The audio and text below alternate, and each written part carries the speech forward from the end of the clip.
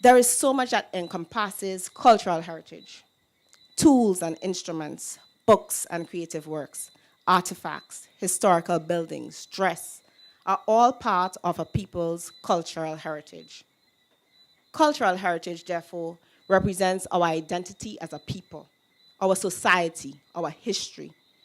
We share the same values, beliefs, and traditions as a community. Cultural heritage shapes our present and our future. There must be an understanding of what makes Grenada, Grenada, right? And so to do that, it begins with our children, right? As Daryl mentioned, if you grow up with that, if you grow up with that pride, this is who I am, this is where I'm from, and I want other people to know about it. That starts when you're young. And in fact, you sometimes only realize how important heritage is when you realize that a group like ISIS decided that they could terrorize people by deliberately targeting heritage. You blow it up, it's gone, that's it. You know, you can replace your buildings, modern buildings, but you can't replace your heritage. The problem with heritage is it requires a lot of funding. It cannot pay for itself. You know, you don't want to make heritage and access to it too expensive. So you have to think of the school kids who might want to access your database to do their research projects. You want to think of encouraging people to visit points of interest. You don't want the entry fees to be too high.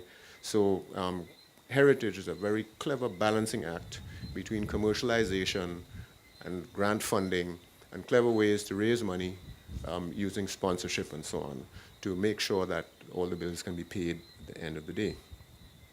So this app is going to encourage our visitors and locals and anybody that is interested in the island, in points of interest on the island, to explore the island. You can see multiple sites on the island. We are still in the process of developing more and more. So as time goes by, we're going to have more added on. At the moment, we have about 50 points of interest. People can leave their remarks, people can rate the point, and at some point in time, we will have signs throughout the island with QR codes, so people can actually use the mobile app to point at the QR code and get information about that site right in their hand.